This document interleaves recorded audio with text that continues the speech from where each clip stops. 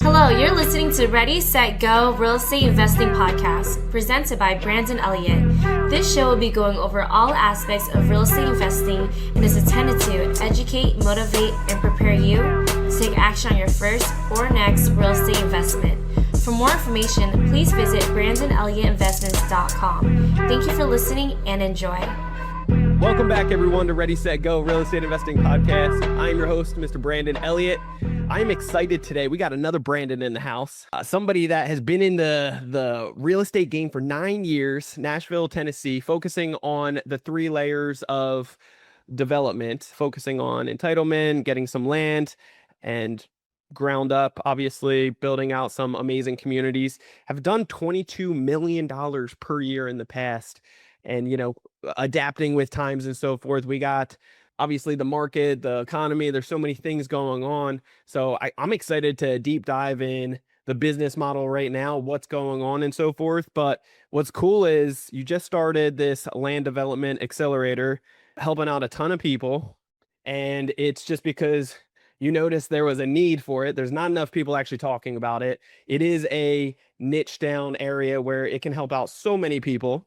And so I'm excited to hear more about that. But you are a family man. You got a baby on the way. You got a 1-year-old at home as well, which is awesome. Biohacker and a Wagyu specialist, I was told, which is cool. I'm excited to hear more about that. But talk to me, Brandon. Anybody that doesn't know who you are, where you're from, your background, why real estate, I would love to hear more about that. Yeah, my background's very, very simple, and awesome introduction. Feel super special, like you know what you're talking about here, and I don't think any of that was recorded. Like you did all that off the cuff, man. Like I'm impressed already. But I'm what you call an accidental entrepreneur. So I never had any dreams or aspirations to be an entrepreneur.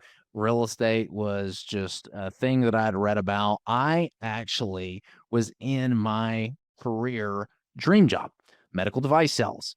And if you told me 9 years ago that we'd been inventing these new housing communities, I'd have looked at you like you had 9 heads. I was happy. I was doing what I did. It took me years to break into medical device sales. I loved what I did. I had a boss who was like a father figure to me, like a mentor.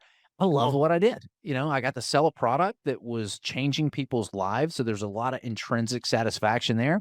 Oh, yeah. And then one Friday afternoon, the boss says, "Hey, meet me over at the Starbucks." And I was having a phenomenal day as a sales rep, right? One of those days where you're excited to tell your boss, like, how much money you made and yada, yada. Yeah. And before I could get the words out of my mouth, he fires me. Did he? Okay, let's go. And that was a surprise, apparently. As a big surprise, man, because, I'd put the blood, sweat, and tears into this job. I loved what I did. And again, he was like a mentor to me, like a father figure. So it was a little bit more than just losing a job. And I had my entire identity wrapped up into that career.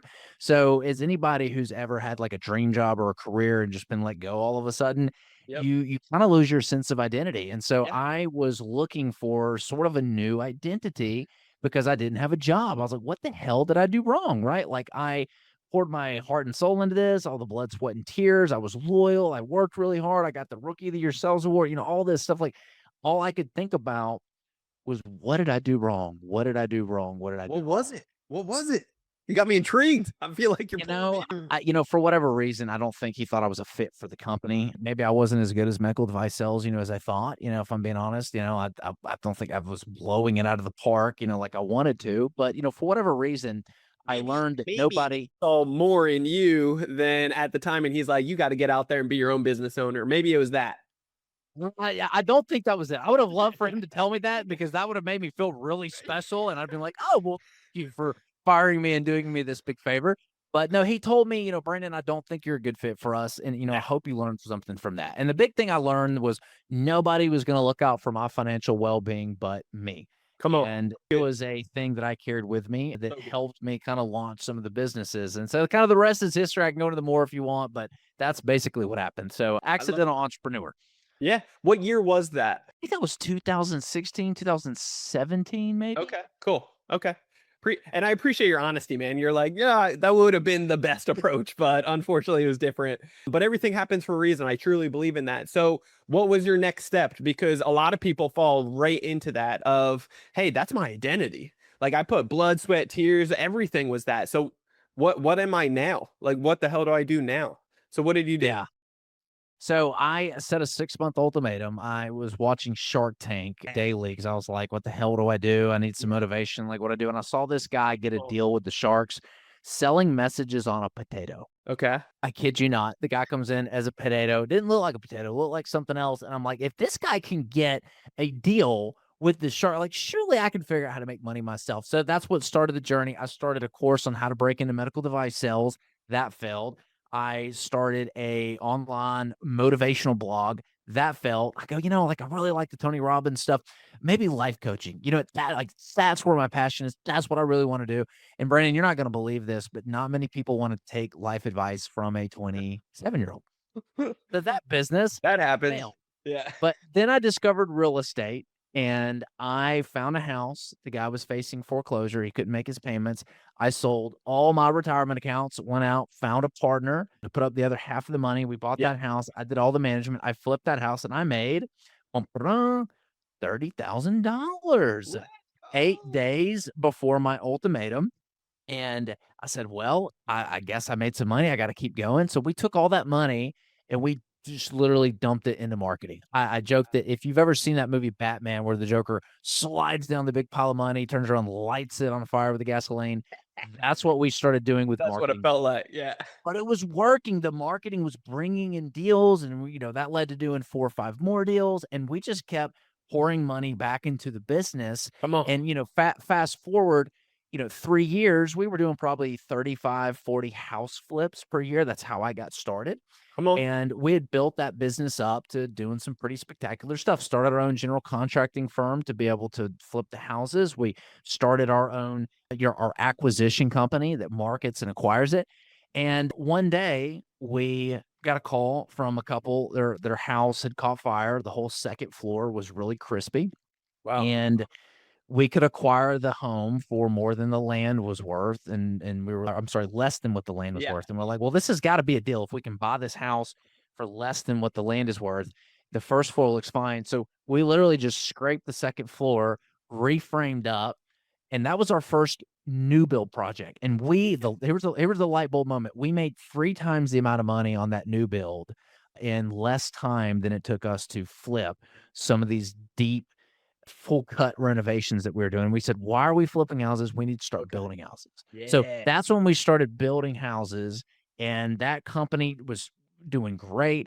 We said, gosh, we really need to pour fuel on the fire here. So that's when HBG Capital was born. We started raising capital, pulling all of our own money out, using it to grow the business and help with cash flow. And when we supplemented, our own company money with investor money in the real estate, like things really took off from there. And so we started going after larger parcels of land to build more houses, thinking, okay, we want to scale and build more houses, right? And then we started getting knocks on the door from these national home builders who were looking at our projects going, we really like your land. We want to buy it from you. And we were like, get lost, not interested. And then they kind of kept knocking, going, well, what if we offered you this for it? And I'll never forget the first offer we got. My partner and I look at each other, look back, look at each other, and go, yeah, it's for sale. And do you want the one across the street too? Like, we'll sell you that one too. And so that's kind of how we got into the whole land entitlement and land development game. It was by need of building more houses. And, now fast forward to today, we still build houses, but just not near the amount, because right now we see an awesome opportunity to sell land that is ready to develop to these Wall Street own firms, these publicly traded builders, and just they can buy as much land from us as they could humanly handle. Is this like BlackRock and other big companies? We work with the national home builders like Lennar, D.R. Horton, Pulte, Ryan Homes, Dream Finders, those kind of guys. Okay, cool. I do want to go back in this, but before we go back, because you covered a lot of good things here, the numbers that they were offering, they kept on knocking on your door. Why were they knocking on your door specifically? They just saw that you were acquiring these properties, as well as what they were offering, how juicy was the spread for you guys versus you just doing it yourself? Yeah, so the difference is if we had built the houses, obviously we would have made more money, but there's an opportunity cost in there, right? There's a time, there's a risk, there's stuff like that. And we were looking at it going, well, if we were to buy the land from us, what price would it be? And they were offering so much more. And we're like, how can they afford to offer us more? Well, then it clicked. They're national home builders, right? They're buying billions of dollars worth of materials per year, Yeah, right? They're getting hugely, hugely discounted rates in their labor because of the volume that they do. And so they could actually pass some of that equity that we would have to experience if we built the houses to us if we just developed it. And it sure. just made sense for us to go ahead and sell it. Now, as far as spreads go, we were developing lots and selling them for, $80,000 a lot. And, we were making, somewhere around 20 to, $15,000 a lot, somewhere around there. We've got some communities where the margins are a lot more than that. So, you want to have at least 25% gross profit margins on whatever you do. So that's kind of what we were aiming for. Sure. And this is all in your backyard of Tennessee, correct? Yep, that's right. Okay. And so this market is it more of a booming, I mean, a lot of things nationwide, but or at least that time frame, right? Everything was going up, but is this area that there's a ton of development opportunities right now? But Nashville, Tennessee is great for this, and there's Yeah. plenty of other cities that are as well. But, one of the things, couple of things. Number one, things really shifted after COVID. COVID revealed something that we all kind of knew was there, but made it very obvious, which is there's business friendly states and there's non-business friendly Yeah. states. Yeah. And, Ask me how I know. California. yeah, Crazy. California, wink, wink, California, New York, Yeah. But we realized that there was so much institutional money pouring into business friendly states like Florida, Texas, and Tennessee. Come on. And so it is insane how much institutional money has moved in here. And, businesses that are being sick of taxed to death. Like I joke that eventually half of Tennessee is going to be from California because there's so many people moving here. But all those businesses are moving here and they're bringing money and they're bringing people, right? People run the businesses. And so it's a state where it's been like one of the top 10 fastest growing cities over the last like 7 years. It's crazy how much growth that it's had. So it's made it a fantastic market to do what we do. I love it. Working with the city for getting things either entitled or even permits to, scrape the second floor and build up time frame wise on stuff like that. What does that look like? If gosh, back then when we did that deal, oh my gosh, it did not take long at all for us to go get a permit to build that house, like probably a month, maybe a few weeks, Let's go. literally to get a permit. Now, if you're saying like for development approval, like the entitlement process here, yeah, that's probably going to be, 15 months or could be a little bit less. Okay. I love it. Cool. So you started off originally flipping and then you moved your way into having a construction company, right? Adding that onto the list. Then acquisition team, right? Learning how to get those deals coming in. At that point afterwards, you add on the other string, which is raising capital. At this point, you're really dominating one at a time, which I love. What was the time frames of adding these pieces? I feel like a lot of people jump in too quick and they might be hearing this for the first time. And let's face it, a lot of people out there are more scatterbrained and like, visionary and they want to, I want to do all these things and I have all these ideas, goals, dreams. But I personally believe you can do all those things, but first, laser beam focus on one, set it up, systemize it, elevate, delegate, have that thing running on its own, and then you can start that next branch of it. Was that kind of what you guys did, or how did that look?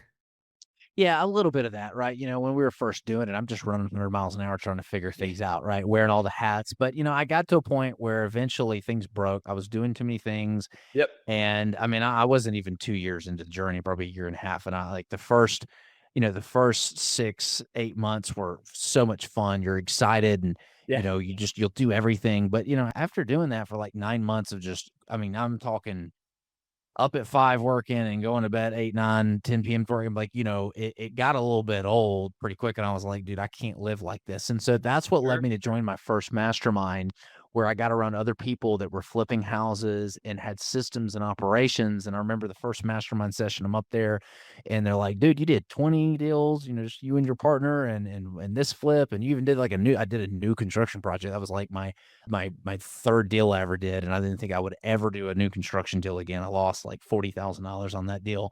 They're like, dude, you need someone answering the phones. and then somebody going on the appointment, then you need a project manager. And so they kind of gave me the blueprint in that mastermind. So the first thing that we had was the acquisition company to actually find the deals. And Yep. then we couldn't find any good general contractors. So we said, we're going to be the GC. We're going to, do this ourselves and flip these houses in-house ourselves. And so those two pieces happened right after each other. And then later on came the capital raising company. Nice. I love it. Talk to me about the mastermind. Which mastermind were you in? Yeah, so Bill Allen runs an awesome mastermind if you're just getting started wholesaling or flipping houses called Seven Figure Flipping. That was the one that I was in. That was my very first mastermind. Love it. That's awesome. Talk to me. So now what you've been focusing on the last couple of years is still growing and scaling the company, but you're also doing some coaching and teaching others how to do this as well, right? Yeah. What does that look like? And then I want to hear from you about the market in general. So we kept getting people that would reach out to us and ask, hey, I'm a builder and I want to, I'm tired of chasing onesie twosie deals. I see the deals you guys are like, how do I do that? Like, do you do any coaching? Do you have something? Do you have a course? We're like, no. Or we had people who were like, man, I've really been wanting to do development, but I don't know how, like, do you teach this kind of stuff? And we just said no, because we're just focused on our business. And then about a year ago, my partner and I, like, things kind of slowed down a little bit and everyone's sort of waiting to see what the market does. And we're like, like we kept getting people reaching out and asking. We said, you know what? All right, let's see what happens. So we had a couple Facebook posts. We did a couple free trainings. We pitched the opportunity and it was a huge success. So it turns out there's a lot of interest in it. So it's a mastermind community. We host weekly calls. There's a community, kind of like a forum. We use the school.com forum. Anything you need, if it's a onboarding guide or how to, you post in the community. Everybody is doing land entitlement, development or new construction. So it's all other developers too. And whatever you need, the community gives back. Obviously, there's some training modules that like teach how to do land entitlement and development, and modules that also teach how to raise money. I've been blessed to raise over $15 million in equity, for the deals that 50, we do. So we 15, 1, yeah, 5. Yeah. Okay. Not still that, but I'm working my way there. Very impressive nonetheless. I love it. That's awesome. So, teaching that kind of stuff. And really, we got a lot of value when we started teaching this stuff, realizing that all those mistakes that we made, other people didn't have to make. Like, Yep. I've made 7-figure mistakes. Literally, I've lost over $1 million on a deal, and that is painful. And the key to this business is not making more good decisions. It's making less bad decisions. Yeah. And so that's the key. Avoid the losses rather than compounding the gains. You want to make less bad decisions. And so we realized that that's the need that we were fulfilling and what people were really getting a lot of value from. I love it. Talk to me about the market. What do you think about the economy, the rates, the everything in your space right now? How is it affecting you guys, and what are you guys doing about it? So since fall of 2022, and the whole black swan event happened with rates, it's been volatile and it's been a very difficult market. I can't tell you the number of people that have reached out, builders, homes not selling. I've seen so much land go back to foreclosure in our market. The distress is very real. And, this doesn't even discount what's happened in like the bridge debt multifamily world with all those guys. I've got a lot of friends with personal bankruptcies. And I mean, it is bonkers what's happened. So it has been very difficult the last 2.5 years. It has been very bad for real estate, but it's presented some phenomenal opportunities. We're very excited for 2026 for a variety of reasons. I would say the number one is the amount of liquidity that is coming into the market. The liquidity is really key, that helps drive the economic cycles, that help drive the business cycles. And we have just been in a suppressed economic cycle for the last several years. I think everybody's kind of felt that, especially in real estate. You've got so let's talk about the liquidity and why I'm excited. $7 to $9 trillion of debt has to be refinanced. That's why we kind of knew rates had to come down. The government isn't refinancing on higher rates. That is a lot of money that is coming into the system. You've got the no tax on tips, the big beautiful bill, and all the tax deductions that's going to kick in there. Trump's very, very big on lowering taxes. So all of that, just the no tax on tips, that's estimated to bring $600 billion all the way up to, I've heard estimates as high as $1 trillion of liquidity. Money that people didn't anticipate getting back, that they are going to get back in the form of those no tax on tips. And then you got the government that has lowered the SLR rate. So this is the amount of money that banks need to keep on hand relative to the amount of bonds that they hold. Sure. So the supplementary leverage ratio, that is the minimum amount. So if they hold a certain amount of bonds, you have to keep a certain amount of cash on hand. Well, what Scott Bessent and Trump have done, which is freaking genius, is they have wrestled the cojones away from the Fed and now have it with the Treasury Department. So they adjusted that SLR rate and made the cash required to keep on hand Crazy. relative to the bonds way lower. And so what's going to happen? Well, you're going to have all these banks with all this additional cash that they can now do what with? Lend out. And that's going to create a ton of liquidity. So all this liquidity is very, very good for markets. It's very, very good for business, and real estate is a business. So that's one reason. Obviously, the interest rates, that's huge too, right? That's coming down. That's going to create more borrowing. And then the dollar's also been in a progressively lower trend. It's come down significantly, very sharply. It's kind of bipped up a little bit here over the last few months, but probably going to come back down if depending on who you're looking at it. Trump, Scott Bessent, they said we want a weaker dollar, and you got to believe them. So it's kind of the ditto of what happened the last time he was elected. So you got to think he's going to try to do the same thing. So they've told you they're going to slam jam the whole system with liquidity. So we're expecting a banger year in 2026. Yeah, come on. I love that. Yeah, that's what we're hoping for as well. And something's got to give on the taxes side, right? Especially with the more corruption that you see and how crazy it is out there. It's like we really need to come together and get a good old 2026 Boston Tea Party thing to, going or something, because it is getting outrageous out there. But cool, man. So talk to me. You mentioned a little bit about biohacking. Speak to me. What does that look like for you? How long you been playing around with that stuff? Gosh, I've been doing some form or degree of it ever since, high school. Yeah, cool. The older I get, the more I read, the more stuff that I learn. So I'll just kind of tell you some of the stuff that I've done that have changed my life. So I use biohacking as a tool to live a better life, right? Yes. If you've got lots of money or, lots of time on your hands, but you have a health complication, all of a sudden you don't have any other problems, right? When you have a health problem, there are no other problems. And so my health has always been in the forefront of everything. So there's a couple things that I've done over the years and tried that I keep into my routine because it's had quite the life. It's changed my life. So one of the things I do, I have a Whoop. I measure my sleep. And I thought that time in bed equated to actual time of sleep. Not that way at all. The Whoop actually shows me how much sleep I'm actually getting. And so because of it, I started getting in bed earlier. And rather than setting an alarm in the morning to wake up, I have an alarm that tells me when to go to bed. And so I wake up naturally when my body is ready to wake up in the morning. And that can vary just depending on how much I did. If I were to go to market right now and say, I've got a new pill, I'm working with a pharmaceutical company, I've got a new pill. This new pill is going to have you have 200% more energy during the day. It's going to decrease the chance of stroke by 40%. It's going to increase your mental clarity and acuteness more than a prescription medication of like Adderall or Ritalin is. Would you want to buy this thing? And everyone's like, heck yeah, I would love it. What is this? Yeah. What is this amazing pill I can take and get all these amazing benefits? Well, it's actually sleep. Yeah. So Getting good. a good night's sleep is probably one of the best things. And I consider it the foundation for my other things because when I'm sleeping better, I'm working out better. There's less stress. I can think so much more clearly. I'm more productive at work. That feels good. So it really is the foundation that kind of helps compound things. So that's one is sleep. And so the Whoop is kind of key there.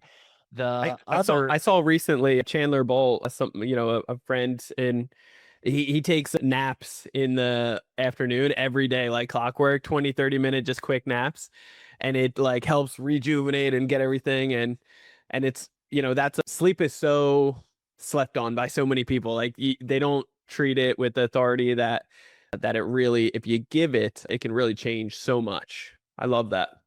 Well, we do the biggest social experiment in the world here in the United States called daylight savings time. Yeah. And if you go look at the statistics, when we change the time, and we lose an hour. So there's that time of year when we do like daylight savings time and everybody loses an hour, right? 20% increase in the amount of heart attacks Wow. that following week. And this is real data. I mean, this is, you can't argue with the results, right? This is real legit stuff that's happening every single year. So it is huge what just 1 hour of sleep can do, to a nation that, has probably some of the worst health complications, I'd say, in the world with the obesity and the amount of dietary disease that we have. But I mean, sleep is the foundation. It's the first thing. I prioritize sleep more than I do working out and even eating healthy. Wow. I love that. What else? What other, just some bullet points, some other things that you prioritize when it comes down to biohacking? So I get my blood measured every single year, not for health, but for performance. So all of those little numbers that you see on the back of the nutrition labels on your foods and your beverages, that is just to prevent disease. So when you see, vitamin C 100%, you're getting 100% of the dose you need of vitamin C. That's to prevent disease. That is not to perform mentally and optimally and be really healthy. So Wow. I get my blood tested. I use a company called Life Force. I have them come out and do it. And, so we measure my biomarkers based on performance and performing, not just, being healthy. So that's something that's really made a big impact. Other is a green smoothie. So Yeah. this is pick a green. So I put kale, I put carrots, a little bit of Greek yogurt, pick whatever fruit out that you want. And I put a little bit of protein powder in there, blend that up. Getting those greens in every single day is a game changer. I get like, I think almost the full serving of vegetables for that, like just in that green smoothie, like that helps clean my digestive system out. There's so much science that is coming out on the gut. The gut's really been popular, especially recently. Like the gut is responsible for over 40% of your dopamine creation, which dopamine is what helps you create mental clarity and focus to work and be productive. 40% comes from your gut. So you want good microbiome in your gut. Yeah. And that green smoothie, it helps keep the gut biome crystal clean and optimized. So I noticed a huge difference with the green smoothies. I also own a cold plunge. So a cold plunge every single day, just not just the health benefits, but the mental clarity that I get. Like you do not need a cup of coffee in the morning when you go jump in a 50-degree cold bath of ice water. Like you're awake, every cylinder, every cell in your body is firing. And you get a little bit of what I would describe as like a runner's high from it. I think it's from the adrenaline that hits because you've got so much norepinephrine pumping in your system because it thinks you're going to die. Like your body literally thinks if you stay in here, you're going to die. So we need to pump you full of adrenaline, keep you going so you get the Fight or flight. rush. And man, it is like one of the best things that I've done. So there's just a few things. We can keep going down the rabbit hole if you want to. I love biohacking. I love it, man. No, this is awesome. I'm a big advocate as well. We got like red light, infrared sauna, and the cold plunge, and all the things in the morning, as well as turning off internet and stuff like that at night. All those things. So it's good. That's interesting. So my sister actually just came over the other day and she's like, dude, I was struggling sleeping and I read this thing where I need to put my phone in airplane mode and turn off the internet. Yeah. And she's like, I got the best night's sleep. I was like, Yeah. what? So that's so funny. That was the first I've heard of it. And you're the second guy Yeah. that I've heard say that. So have you noticed the difference? Also grounding, there's like grounding sheets you can put on for your bed that can help just level things out too, and help make you relax and go to bed real nice and easy. So bunch of cool things, but yes, it's interesting. I'm powerful. going to have to. So the internet, turning that off at night, you did notice a difference in your sleep. So what is it? Why is that distorting your sleep? There is, I think it's EMF. There's just, I don't know, some kind of waves going and messing with your head and being too close. So even keeping the cell phone out of the room and so forth, like that stuff is important. We have some of those stickers that are like, that help you put on the phone or other technology, and it helps distort it so it doesn't, kind of like a microwave right by your head when or earbuds. People put that on. It's like, it's really bad for you. It's crazy. I got to look into that more. So Yeah, that's come really on. interesting.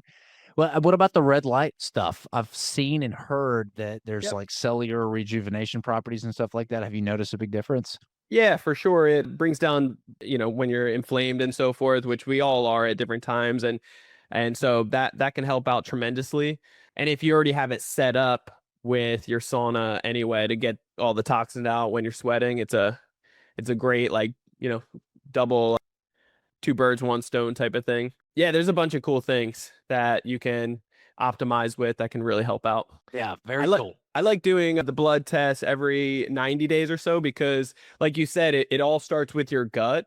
And so things develop quickly or will start showing signs and start throwing off your numbers.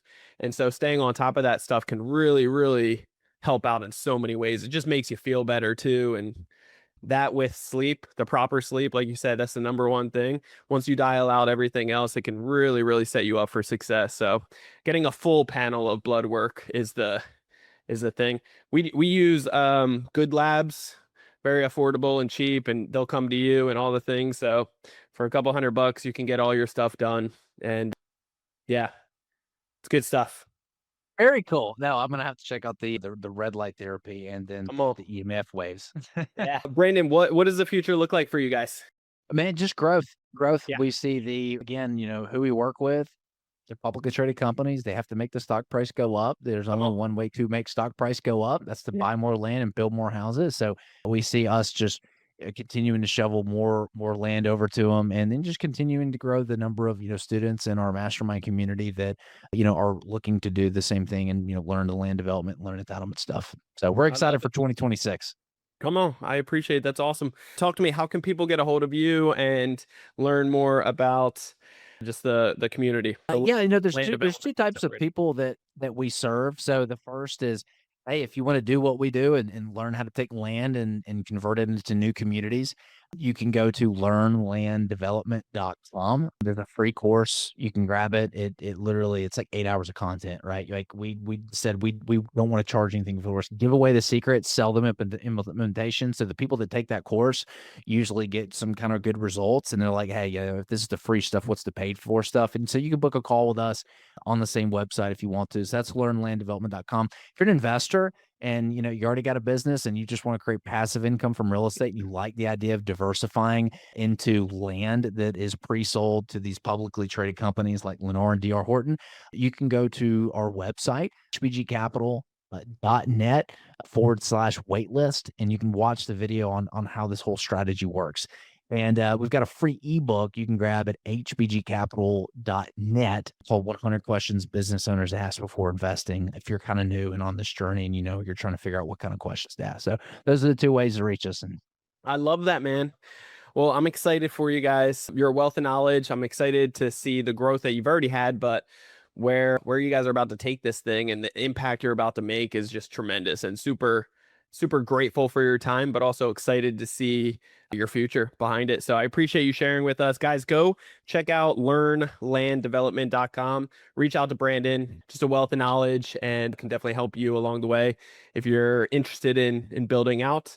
Guys, if you want to get a hold of me, you can do so on Instagram. It is Brandon Elliott Investments. Also, our business page on Instagram, it's Credit Counsel Elite. So Credit Counsel Elite or Brandon Elliott Investments, make sure you follow us there. If you are looking to get massive amounts of funding, I'm talking up to $500,000 with rates as low as 0% and being able to repeat that every 6 months per person. We're talking the highest limits, best terms and conditions, and up to 90% approval odds so that you're not wasting your time winging it. I want to show you the power of how to do that, how to be able to talk to these banks properly and get massive amounts of funding. We are hosting a 3-day live virtual boot camp, our 0% capital boot camp. It's at the end of this month.